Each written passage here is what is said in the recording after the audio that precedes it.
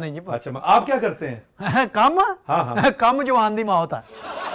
ਅਸੀਂ ਕੱਲ ਕੰਮ ਕਰਨਾ। कम जवान दी मौत। आप काम नहीं करते? ਉਹ ਭਰਾ ਸਾਡਾ ਦੁਬਈ ਹੁੰਦਾ, ਅਸੀਂ ਕੰਮ ਕਰਦੇ ਚੰਗੇ ਲੱਗ ਰਹੇ ਆ। नहीं तो ये सोने की चेनें और ये ब्रांडेड कोट और ये कपड़े और ਇਹ ਕੋਟ ਬ੍ਰਾਂਡਡ ਹੈ, ਚੈਨਾ ਐਵੇਂ ਨਹੀਂ ਪਾਈਆਂ। अच्छा ਭਾਜੀ ਨੇ ਲਿਆ ਕੇ ਦਿੱਤੀਆਂ। हैं जी। ਭਾਜੀ ਦੁਬਈ ਹੁੰਦੇ ਆ। अच्छा भाई ने भेजी ਅਸੀਂ ਤਾਂ ਇੱਥੇ वाया सऊदी अरब आया। वाया सऊदी अरब। हाँ जी, इन्हां दे कफन आबे जमजम च डिप करके ले आया। ਉਹ ਵੀ पाने इन्हां ਨੂੰ मैं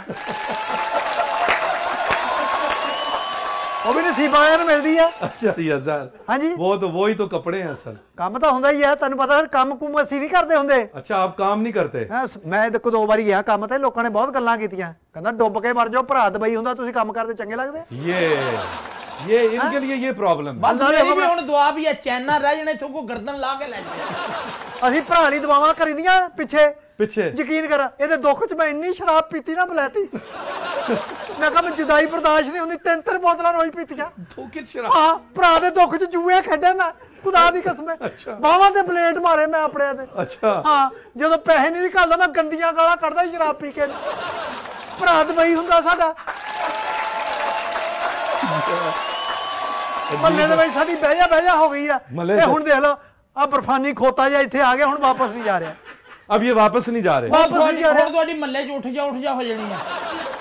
ਨਹੀਂ ਮੈਂ ਕਿਹਾ ਭਾਜੀ 25 ਸਾਲ ਹੋਰ ਕੱਟ ਲਓ ਦੁਬਈ, 25 ਸਾਲ ਦਾ ਪਤਾ ਲੱਗਦਾ, ਆ ਤੂੰ 80 ਦਾ ਸਾਲਾਂ ਦਾ ਹੋ ਗਿਆ, ਪਤਾ ਲੱਗਾ। 80 साल?